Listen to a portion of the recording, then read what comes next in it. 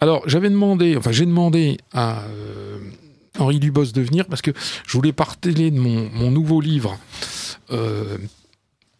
qui est sorti maintenant il y a 3 mois, mais dont j'ai pas eu le temps de parler, qui s'appelle Encyclopédie des changements de nom. Mais avant ça, je crois qu'il y a un certain nombre d'auditeurs qui le souhaitaient. Je crois que c'est la première émission, on va en parler.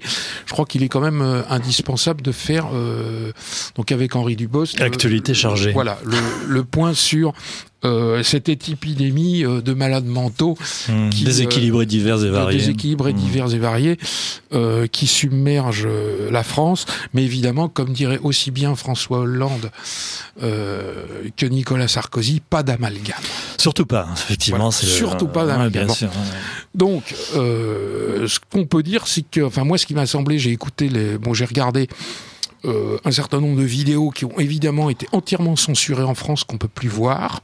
Donc toutes les vidéos qui ont été prises au moment de l'action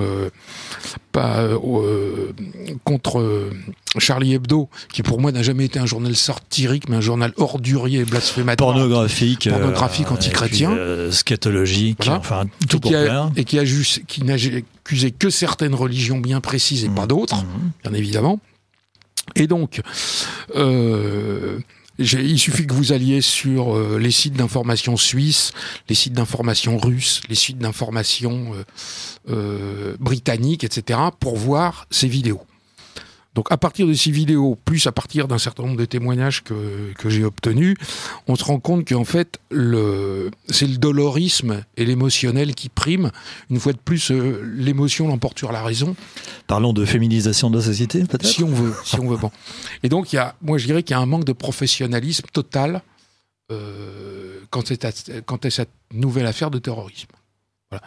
Enfin, ils nous ont quand même pas senti l'histoire de l'Arien blond aux yeux bleus, donc oui, on a quand même eu... voilà.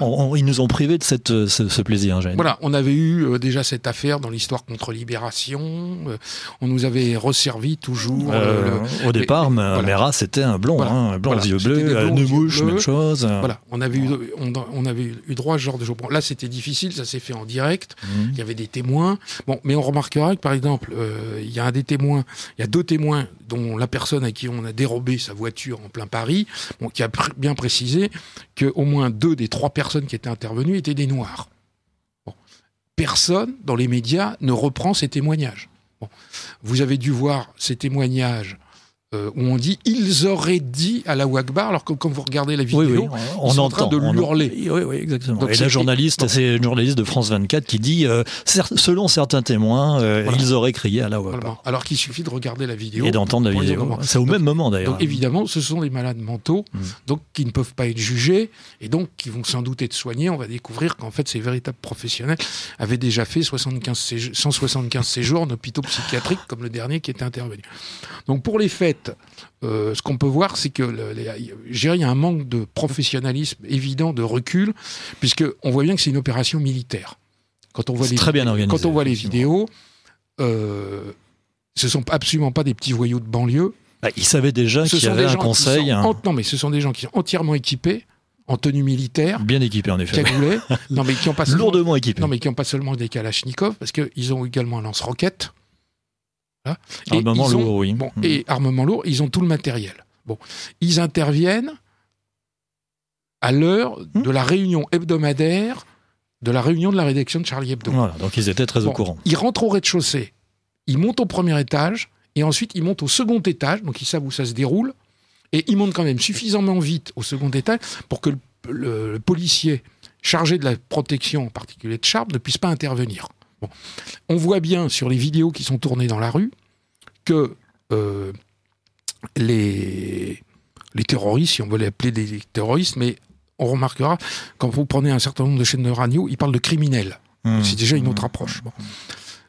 Ne s'énervent absolument pas, ils tiennent la rue. Et tous les mouvements qu'ils font, on a l'impression d'un déroulé de professionnels qui savent exactement où il faut placer les pieds, les mains, tenir l'arme, etc. Il y a notamment cette fameuse vidéo où on les voit qui abattent un policier qui est dans la rue.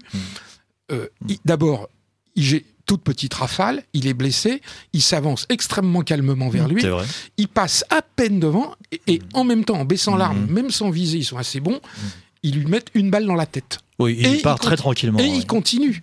Donc on voit bien que c'est pas du tout ces affaires. Il ne cède pas à l'émotionnel. Voilà, et ce ne sont pas du tout des affaires qui sont produites, comme on peut voir, même dans les attaques de hold-up de camions blindés transportant des fonds, etc. Là, c'est vraiment pour moi, c'est une opération militaire. Ce sont des professionnels. Voilà. Oui. Ce sont vraiment des professionnels. Évidemment qu'ils parlaient parfaitement le français, puisque maintenant on le sait, ils avaient pas de. Ils parlaient également arabe, mais ils parlaient parfaitement le français, donc on voit très bien d'où ça vient.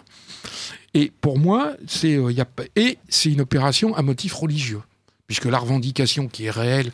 Le prophète est vengé. Oui. Voilà, le prophète est vengé. Voilà. Donc évidemment, ça renvoie à un certain nombre de blasphématoires et de prise de position de Charlie Hebdo. On voit que la vengeance est un plat qui se mange froid, quoi. C'est-à-dire que ça peut parfaitement être lié aux caricatures du prophète Mahomet qui sont intervenues maintenant il y a, je sais pas, 10, 12 ou 15 ans. Vous voyez, c'était à peu près au moment de 2001. Et ces gens-là sont dans la longue mémoire, ils sont dans l'histoire longue. Donc, en faire des déséquilibrés, etc., pour moi, c'est une opération militaro-religieuse et qui est très bien montée. Donc, ça suppose qu'il y a l'intervention d'un pays ou d'un groupe important étranger. Et c'est pas une petite initiative de gens autonomes de banlieue. En plus, c'est quand même... ça s'est déroulé très très vite, avec beaucoup de précision. Par exemple, la personne qui leur a ouvert la porte à Charlie Hebdo, ils ne l'ont pas tué. Quand ils sont montés dans les étages, ils sont tombés sur d'autres personnes. Ils avaient les surnoms même des dessinateurs. Ils ont pratiquement, on n'a pas la liste encore intégrale, mais ils n'ont pratiquement tué que des dessinateurs et des professionnels. Quand ils prennent la seconde voiture, ou par exemple quand ils croisent des gens dans la rue, ils leur tirent pas dessus. La voiture qu'ils prennent, le propriétaire a témoigné depuis, il a demandé à récupérer son chien qui était dans la voiture. Et ils lui ont dit, mais prenez votre chien, ils l'ont fait sortir. Bon, on prendrait ce qu'on appelle, ce que les gens surnomment, mais qui pour moi n'a pas de sens, des racailles. Ils se seraient énervés, ils auraient abattu le chien, etc. Tout à fait. Bon, donc c'est vraiment une opération de type militaire extrêmement bien menée. J'espère. Mais ce qui est extraordinaire, c'est la manière dont tout de suite ce qu'on appelle la gestion de crise est utilisée. Donc toutes les vidéos ont été interdites en France aussitôt, qui étaient sur un certain nombre de télévisions. Sur de Souge en particulier, oui. Voilà. Donc il faut aller à l'étranger pour pouvoir, où il fallait les avoir enregistrés. Moi, je les ai enregistrés aussitôt. Voilà. Donc vous pensez qu'on ne retrouvera pas les Je ne sais pas si on les retrouvera. Mais en tant que bons professionnels, ils ont dû s'éclipser assez rapidement. Ce sont des gens qui avaient un itinéraire de repli, etc., etc.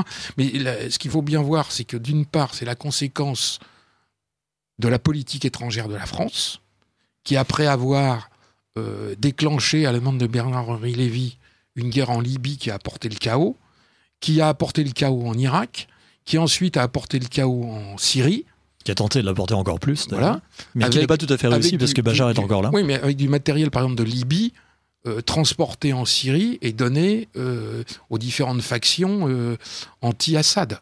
Bon. Donc ce sont des gens la France a mis de l'huile sur le feu, alors qu'elle avait absolument à intervenir dans aucun autre pays, puisqu'ils ont il y a un État, il y a un gouvernement, on n'a pas renversé un gouvernement qui vous a pas attaqué, etc. Enfin, c'est ce qu'on appelle les ingérences humanitaires, qui profitent exclusivement, en gros, aux États-Unis, et à la sphère d'influence américaine, en particulier au Proche et au Moyen-Orient. Et en même temps, c'est une conséquence d'une immigration non gérée, de manière peut-être même en priorité, qui favorise le multiculturalisme, qui est incapable, le communautarisme, qui est incapable d'intégrer dans la nation française des gens qui sont arrivés déjà 1 ou 2 ou 3 générations pour certains. On voit bien donc en fait c'est des gens qui peut-être ne sont pas intégrables d'ailleurs. Oui, mais je dirais que ça c'est une autre question pour moi. Mais on voit bien qu'il y a un échec complet de la politique gouvernementale, aussi bien sur le plan de la politique étrangère que sur la politique intérieure. Et quand vous dites gouvernementale, ça dépasse largement François Hollande, c'est vraiment depuis 40 ans. On voit bien par exemple, on voit bien, pour être très clair, on voit bien par exemple le rejet de toute la politique sociétale, qui est un terme atroce, mais sur les valeurs et la morale entreprises par le gouvernement, toutes toutes ces mesures, comme le mariage homosexuel, ce genre de choses, etc., la gestation pour autrui, etc., va à l'encontre, en réalité, des traditions intrinsèques de la quasi-totalité des peuples, pour peu qu'ils soient un peu enracinés. Et quand les gens sont déracinés, en fait, ils se retournent vers la religion. Bon. Alors on peut dire que le Coran, etc., je ne vais pas rentrer dans une polémique sur soi, il n'y a pas de différence entre la religion et l'État, etc. Mais c'est une conséquence, une incapacité totale du gouvernement, des gouvernements successifs, à intégrer, comme ils ont pu le faire dans le passé, un certain nombre de gens, et je dirais qu'ils payent... à mesure qu'ils disent pas d'amalgame, tout le monde voit bien l'amalgame. Moi, dans Faits et Documents, ça fait des années, enfin ça fait plusieurs mois que je raconte que François Hollande va se prendre des tuiles et que c'est de plus en plus rapproché. Bon, bah celle-là, c'est la première tuile de l'année. Et il va y en avoir d'autres par la suite. On a eu, depuis 6 mois, j'ai déjà fait des émissions dessus, on a eu toute une série d'événements qui se sont produits, les municipales, Valérie Trierweiler, Cahuzac, l'autre Thévenot qui était atteint de phobie administrative, etc., etc. Son conseiller qui est obligé de quitter l'Élysée. Non, mais pas il y a pas. Il y a Hamzi Faïd Lamzaoui ou quelque chose comme ça. En fait, etc., etc. Bon, et vous avez toute une série. Il y a la perte des sénatoriales, il y a tout ça, l'arrivée de Macron, le départ des Verts, etc. Et tout ça se multiplie. Et les prochaines défaites sont cuisantes au départemental. Et ça, c'est dans tous les domaines. Et donc, je crois que ça démontre parfaitement la totale déliquescence du pouvoir actuel, on peut dire de droite et de gauche, de la droite et de la gauche parlementaire. Il y a une déliquescence totale qui font que plus rien n'est contrôlé, donc tout peut arriver. Quand vous laissez partir, non pas 1000, comme on l'a dit, mais 2000 ou 3000 combattants, enfin jeunes en général, se former au combat dans des situations, des situations de guérilla urbaine, enfin des situations de guerre civile. Donc ce sont des gens qui vont se former, qui sont endoctrinés, et donc qui sur place perdent un certain nombre de repères qu'on avait dans les valeurs occidentales, de respect de la personne humaine, etc. Quand en plus on fait des cellules de soutien psychologique à ces gens quand ils rentrent, quand vous voyez que la sœur de Mohamed Merah, qui est partie avec ses enfants, qui est partie avec son mari, etc., en Syrie, qui est revenue, tout ça, on le sait très bien, il y a eu des questions de députés, à continuer à toucher ses allocations familiales, son aide personnalisée au logement, etc. Tout ça est une aimable... Alors que des néo-retraités dans le Nord n'ont plus de quoi vivre. Donc ça, c'est un échec total. Pour moi, de la politique gouvernementale. Donc, on ne va pas consacrer, évidemment, cette émission à ça, parce qu'il y a d'autres sujets qui étaient prévus. Bon, donc, on interviendrait, mais je voulais juste donner... On était obligé, Henri, je pense, quand même, on ne pouvait pas passer sous silence. Mais ce qu'il faut voir, c'est la manipulation en direct. Ce qui est quand même fascinant, avec les pleurnicheries absolument affolantes d'Anne Hidalgo, le côté absolument non maîtrisé de François Hollande, les déclarations quasi unanimes, et qui vont à l'encontre totalement des déclarations qu'on peut voir, des prises de position sur Twitter, sur Facebook ou ce genre de choses, où il y a une espèce d'unanimisme moral dont on voit bien qu'il n'est pas du tout partagé par une grande partie de la population, qu'elle soit française ou d'origine étrangère. Moi, j'ai reçu toute une série de messages de correspondants me disant encore nouvelle épidémie de malades mentaux. Bon. Donc les gens ne croient plus au discours officiel.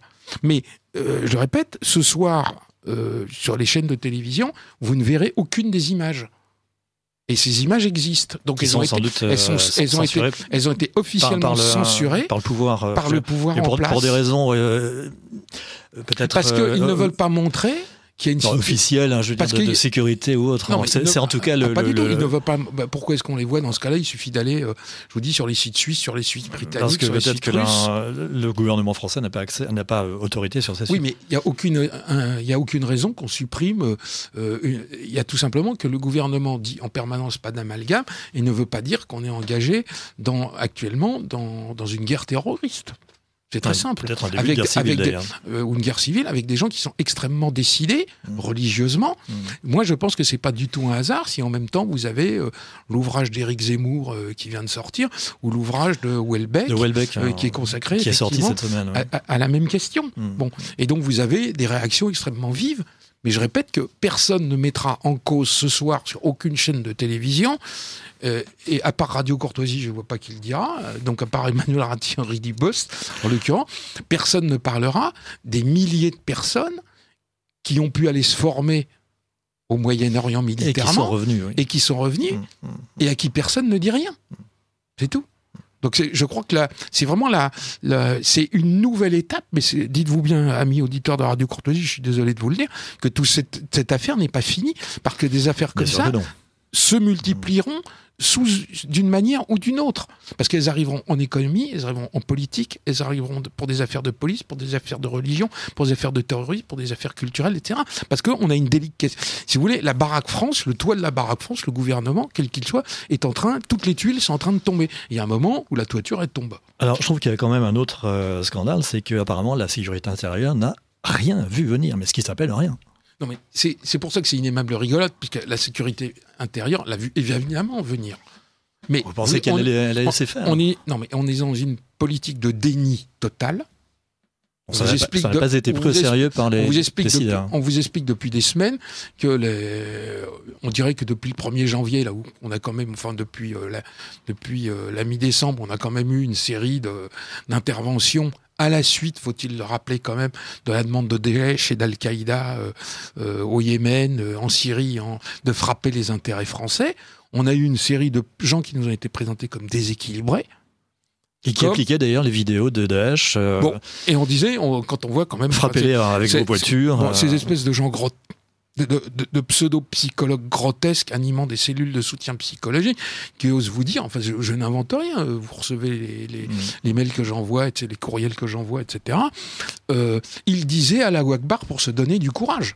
C'est la procureure de la République de Dijon qui a sorti cette énormité. Bon, donc quand vous êtes dans une politique de déni, moi je pense que la police, les services de sécurité intérieure, de renseignement intérieur sont parfaitement au courant, mais que le message ne passe pas au niveau gouvernemental. Bon, donc on l'a déjà vu. On découvre par exemple que la CIA par exemple savait parfaitement qu'il n'y avait pas Saddam Hussein ou le gouvernement n'avait rien à voir avec l'anthrax. Ils n'avaient pas d'armes de destruction massive. Mais le gouvernement George Bush et un certain nombre le complexe militaro-industriel avaient décidé de frapper. Donc vous pouvez avoir les meilleurs services de renseignement du monde, si vous refusez qu'ils agissent et que vous niez la réalité, voilà. Je pense que tous les militaires qui ont connu la guerre d'Algérie ou l'Indochine ou d'autres événements qui sont produits depuis comprennent parfaitement la situation qui est en train de se développer en France. Et après, on vous dira, comme pour un certain nombre de faits, nous n'étions pas au courant, nous ne savions pas. Si, ils sont parfaitement au courant. Moi, je pense que ça s'inscrit parfaitement dans une politique de déstabilisation. On peut dire pratiquement que c'est du terrorisme d'État, puisque c'est un terrorisme qui est plus que toléré. Ils veulent même pas qualifier de terrorisme qui est du terrorisme. Et là, on est en train de parler de criminalité. Donc c'est... de voyous, quoi, finalement. De voyous. Ouais. On veut pas prendre, par exemple, toute la mesure religieuse à cet événement. Je suis en train de parler, là, en tant que journaliste totalement indépendant. Donc, je vais pas attaquer l'islam ou quoi que ce soit. Mais les gens qui attaquent au nom de l'islam ont des gens qui ont certainement une foi très, très réelle. Qui sont prêts à mourir. Et cette foi réelle, on l'a connu, par exemple, dans le christianisme, à l'époque des croisades, de la défense du catholicisme contre le protestantisme en France, etc., etc. On l'a connu à d'autres époques. Bon, à la croisade des Albigeois, tout ça s'est produit dans tous les pays du monde, chaque fois qu'il y avait des sectes ou des gnostiques qui voulaient agir. Bon, aujourd'hui, vous avez un pape, je suis désolé, qui est un béni oui-oui, qui propose d'accueillir les immigrés qui arrivent par bateau, par milliers maintenant. Donc tout ça, c'est une conséquence de tout ça. Idée chrétienne devenue folle. Voilà, et vous vous trouvez avec une religion qui est sûre d'elle-même, et qui donc, dans un monde de déstabilisation où les gens n'ont plus aucune valeur, où les seules valeurs sont des valeurs économiques et libérales, ces gens et individualistes, ces gens font un repli sur eux-mêmes et sur une communauté. Je dirais que c'est ça. Mais tant que le gouvernement ne sera pas à reconnaître qu'ils se sont trompés dans tous les domaines et qu'il faut agir autrement, ça continuera et je pense que ça va aller en s'accélérant maintenant. Puisque je le répète, maintenant, vous avez 2 à 3 000 personnes bien formées en France, mais il n'y en a pas qu'en France, il y en a en Grande-Bretagne, il y en a aux États-Unis, il y en a en Allemagne, il y en a en Italie, il y en a en Espagne, etc., etc. Voilà. Vous avez un peu le retour des brigades internationales. Quoi. Voilà. Alors actuellement, ils ont élevé le niveau de sécurité au niveau attentat, mais uniquement en Île-de-France, ce qui est complètement ridicule. Tous les attentats peuvent se produire ailleurs. Et de toute façon, des gens qui veulent commettre des attentats commettront des attentats. C'est pas cette espèce de grotesque, ces grotesques fouilles qui ont lieu en permanence avec les gens honnêtes qu'on est en train de déshabiller, on enlève les chaussures chaque fois qu'on rentre dans un aéroport. Bientôt, ça sera pareil à la SNCF. Et ça permettra en plus d'embaucher des gens et d'entretenir une espèce de fantasme. Bon. Alors que la répression, elle peut s'abattre sur les gens. C'est absolument effarant, je répète, qu'il y ait des gens qui puissent rentrer en France et qu'on assiste psychologiquement avec des gens qui sont complaisamment, les maires qui sont complaisamment filmés à la télévision en expliquant non, mais mes enfants sont très très bien, ils ont été embarqués dans des affaires. Non, je veux dire, il faut les mettre en tôle, les juger, etc. Tant qu'il n'y aura pas de politique de répression visant les vrais responsables, on n'arrivera à rien. Parce que vous souhaitez qu'on lise... Oui, on a quelques questions, en effet. Voilà. Alors, écoutez, je voudrais pas qu'on intervienne trop longtemps sur...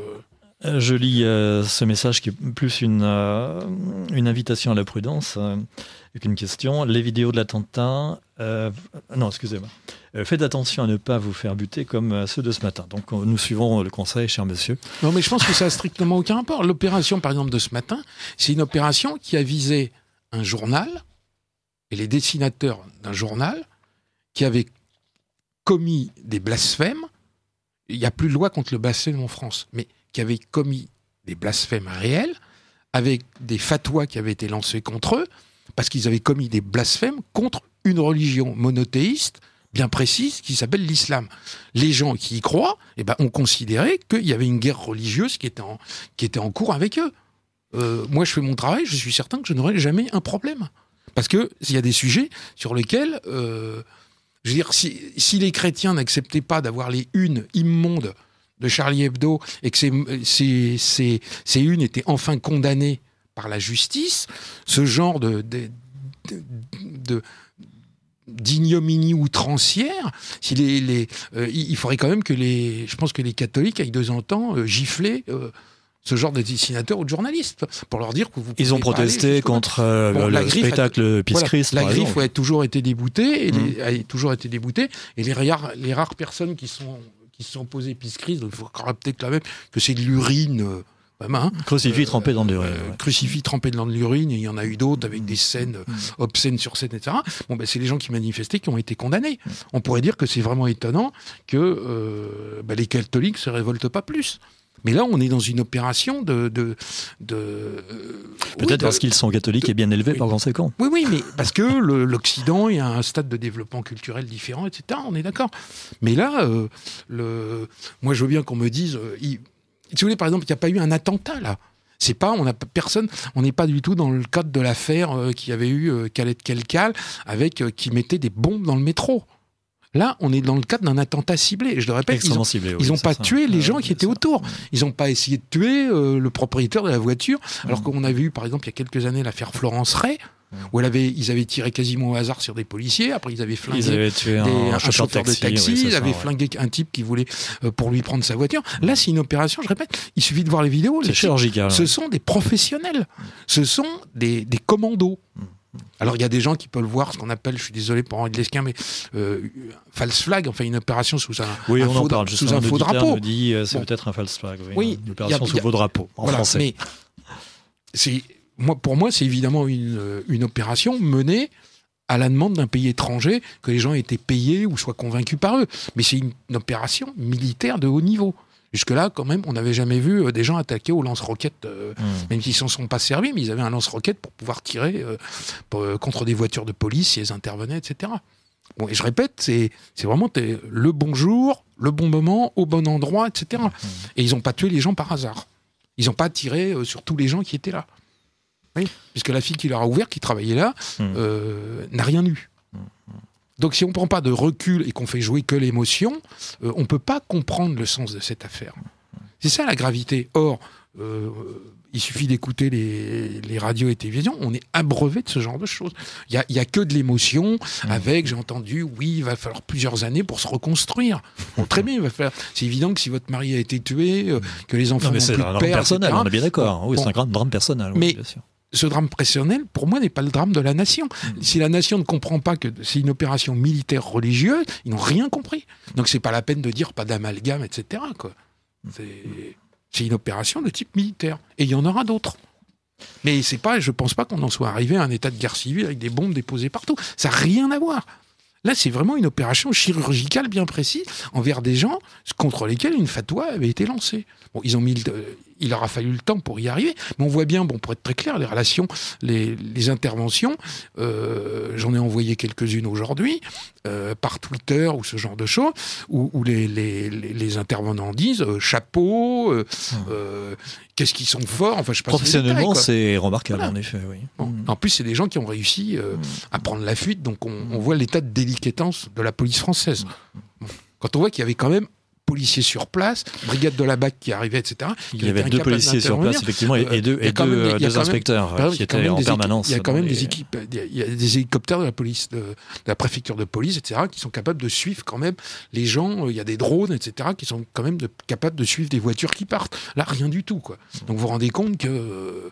il y a beaucoup de choses pour moi dans cette affaire qui montrent l'état catastrophique du Vous n'iriez pas quand même jusqu'à française. l'hypothèse d'une complicité?